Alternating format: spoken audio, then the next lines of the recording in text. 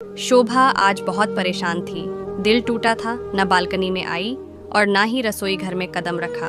उधर सासू माँ की झल्लाहट और रोज के तानों से उसका जी बिल्कुल भर गया था। अपने कमरे में बैठे बैठे रोते हुए वो अपने पति मयंक का इंतजार कर रही थी। वो बैठे बैठे अपने और मयंक के प्यार के बारे में सोच रही थी। मयंक बहुत ही शांत स्वभाव का था। मयंक शोभा के दर्द को समझता था। दरअसल मयंक और शोभा की लव मैरिज थी, जिसे ससुराल वालों ने बड़ी मुश्किल से अपनाया था। ऐसा नहीं था शोभा तेज थी या किसी की इज्जत नहीं करती थी, कोई कमी नहीं थी। लेकिन कहते हैं जब किसी में कोई कमी निकालनी हो तो निकालने वाले निकाल ही लेते हैं। यही हाल शोभा के घर वालों का था और घर वालों ने भी उसे बहुत ताने देते थे। बड़ी मुश्किल से सब ठीक हो रहा था कि अचानक सासू माँ को एक पोते की इच्छा हुई।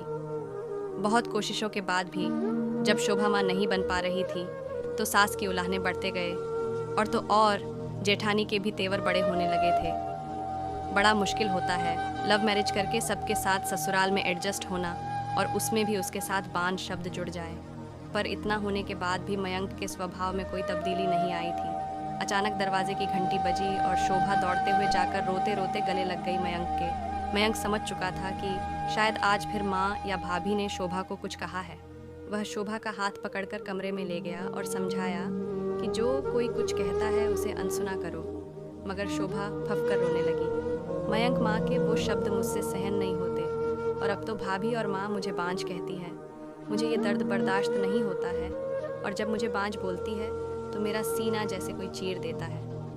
मयंक को भी ये सब सहन नहीं होता, फिर भी वो किसी तरह शोभा को समझा लेता है, पर अंदर ही अंदर सबकी बातों और शोभा के दर्द से घुटता रहता है और मयंक अब और शांत रहने लगा। उधर घर वालों की और पास पड़ोस के लोगों की बातों से शोभा बहुत दुखी रहती थी। सारे डॉक्टर और कोशिशों ने पानी फेर रखा था। रोज रोज की इस बात से शोभा और मयंक दुखी रहते थे।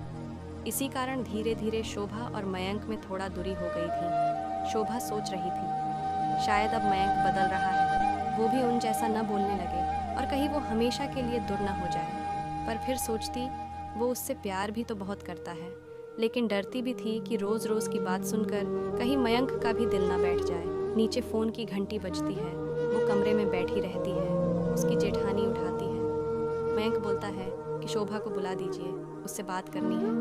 उसकी जेठानी चिल्लाते हुए, सुन शोभा, मयंक का फ़ोन है तेरे लिए। वो आती है और कहती, बोलिए क्या बात है। मयंक उसे एक जगह का पता देता है और कहता है यहाँ आज घूमने जाएंगे, बाहर खाने भी खाएंगे। शोभा पहले मना करती है, फिर उसके बार बार कहने पर मान जाती है और फ़ोन रखकर वो कपड़े बदल कर चली जाती है। वहाँ देखती है कि जिस पते पर उसे बुलाया था वहाँ एक अनाथालय भी था। शोभा को सब बातें मयंक समझाता है कि वह यहाँ क्यों आए हैं। शोभा कहती है माँ कभी नहीं मानेगी बच्चा गोद लेने को। मयंक कहता है वो उन्हें संभाल लेगा और फिर वह सारा फॉर्म भरता है और वो दोनों एक प्यारी सी बच्ची को गोद लेते हैं।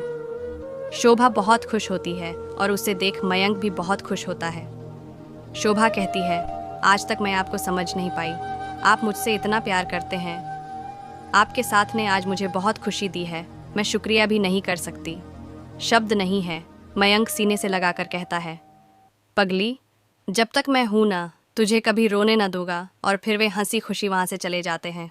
तो दोस्तों, ये कहानी आपको कैसी लगी हमें कमेंट बॉक्स में ज़रूर बताइएगा और अगर चैनल पर आप नए हो तो चैनल को सब्सक्राइब ज़रूर कीजिएगा। कहानी सुनने के लिए आपका बहुत बहुत धन्यवाद।